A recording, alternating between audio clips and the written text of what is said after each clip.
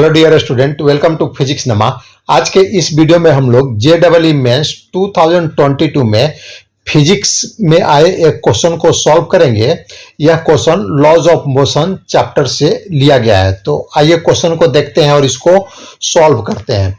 A block of mass 40 kg slides over a surface when a mass of 4 kg is suspended through an inextensible massless string passing over frictionless pulley as shown below. The coefficient of kinetic friction between the surface and block is 0.02. The acceleration of the block is, इसमें दिया है कि दो block है, एक 40 kg का है और एक 4 kg का है, और दोनों को एक स्ट्रिंग के द्वारा अटैच किया गया है और एक पुली के सहारे। तो जो 40 kg का ब्लॉक है वह एक सरफेस पर रखा गया है।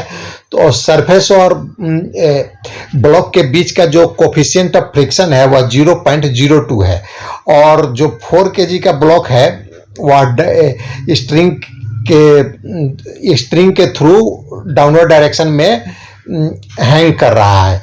तो जब हम इस सिस्टम को रिलीज करेंगे, देखिए 4 kg का जो ब्लॉक है वह डाउनवर्ड डायरेक्शन में मूव करेगा, और 40 kg का जो ब्लॉक है वह जो सरफेस है उस पर हॉरिजॉन्टल डायरेक्शन में राइट साइड मूव करेगा। एक बार और इसको देखते हैं।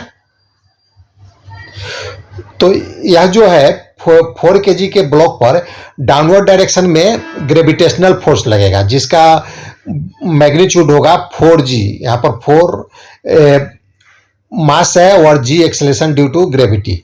और 4 kg पर स्ट्रिंग के थ्रू, स्ट्रिंग में जो टेंशन है उसके थ्रू अपर डायरेक्शन में फोर्स लगेगा, और मान लेते हैं कि जो स्ट्रिंग का टेंशन है वह T है। Suppose when release the block acceleration is A, और जब हम ब्लॉक को रिलीज करते हैं तो मान लेते हैं कि ये सिस्टम का जो एक्सेलरेशन है A है, यानी 40 kg के भी ब्लॉक का एक्सेलरेशन A होगा और 4 kg के भी ब्लॉक का एक्सेलरेशन A होगा, क्योंकि दोनों एक स्ट्रिंग से अटैच है। Applying Newton second law on 4 kg block. अब 4 kg के ब्लॉक पर न्यूटन्स के सेकेंड लॉ को अप्लाई करते हैं।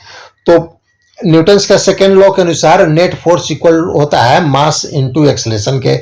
तो नेट फोर्स पहले हम निकाल लेते हैं। तो नेट फोर्स हो जाएगा, डाउनवर्ड डायरेक्शन में 4g फोर्स है, 4g न्यूटन का फोर्स है, और अपर डायरेक्शन में टी फोर्स लग रहा है। तो 4g माइनस टी इक्वल हो जाएगा, m यहाँ पर 4 है, 4 kg है, और ये हम लोगों ने एक्सेलरेशन कंसिडर किया है कि जो सिस्टम का एक्सेलरेशन है A है। तो यह हो जाएगा 4g minus T equal to 4a। इसको इक्वेशन 1 हम कंसिडर करते हैं। और अब 40 kg के ब्लॉक पर हम देखते हैं कौन कौन सा फोर्स लग रहा है। तो राइट साइड में स्ट्रिंग का जो टेंशन है T वह लगेगा। यहाँ पर जो टेंशन T है, जो 40 kg के ब्लॉक के साथ अटैच है उसमें भी टेंशन T ही रहेगा, और 4 kg के ब्लॉक के साथ जो स्ट्रिंग अटैच है उसमें भी टेंशन T ही रहेगा। क्यों? क्योंकि जो स्ट्रिंग का जो मास है वह हम लोगों ने नेग्लिजिबल कंसीडर किया है, मासलेस कंसीडर किया है, और पुली भी फ्रिक्शनलेस है। और जो 40 kg के ब्लॉक है उस पर लेफ्ट साइड में जो फोर्स लगेगा वह फ्रिक्शनल फोर्स लगेगा। हम जानते हैं कि कोई भी बॉडी जब मूव करता है तो अगर सरफेस स्मूथ नहीं है तो उसके जिस डायरेक्शन में बॉडी मूव करता है उसके ऑपोजिट डायरेक्शन में फ्रिक्शनल फोर्स लगता है, और उसका जो वैल्यू होता है म्यू एन होता है। म्यू होता है कोफिशिएंट ऑफ फ्रिक्शन और एन नॉर्मल फोर्स होता है। तो जो नॉर्मल फोर्स का वैल्यू होता है mg के इक्वल होता है। तो यहाँ पर जो फ्रिक्शनल फोर्स का वैल्यू हो जाएगा म्यू mg। अब न्यूटन्स के सेकेंड लॉ को हम अप्लाई करते हैं 40 kg के ब्लॉक पर। तो यहाँ पर हम फिर नेट फोर्स निकालेंगे। तो नेट फोर्स हो जाएगा T माइनस म्यू mg।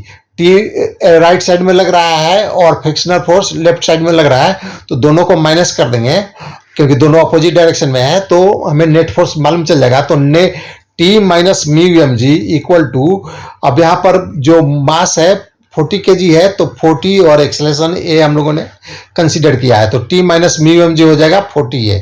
अब इसको सिंप्लीफाई कर देते हैं थोड़ा। टी माइनस म्यू का वैल्यू पुटअप कर देते हैं तो 0.02 इंटू एम का 40 और जी का 10, तो यह हो जाएगा 40A।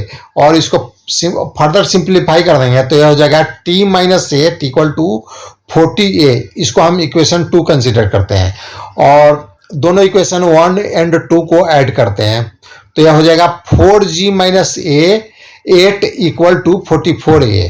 इसको और सिंप्लीफाई करेंगे तो g का वैल्यू पुटअप कर देते हैं तो 4 इंटू 10 हो जाएगा 40 माइनस 8 इक्वल टू 44A। और इसको और सिंप्लीफाई करेंगे तो 44A इक्वल टू 32 हो गया और इससे हम a का वैल्यू निकाल लेते हैं तो ये हो जाएगा 8/11 मीटर पर सेकेंड स्क्वायर। तो आज का वीडियो समाप्त हुआ। अगर आपको पसंद है तो इसे लाइक करें, शेयर करें। Thanks for watching.